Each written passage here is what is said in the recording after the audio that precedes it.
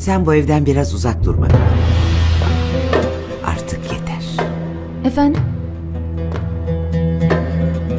Şevket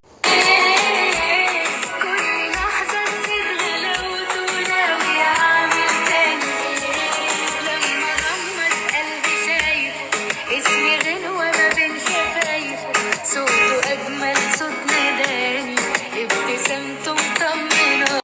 Vallahi dayanamadım. Dedim şimdi beklesem üstüne gene gelecek bir sepet. En iyisi mi ütüle Kadir.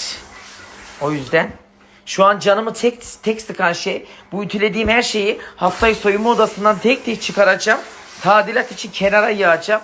Buruşmaması için elimden geleni yapacağım. Hakkımda hayırlısı. Çekmediğim dertler çile kalmadı.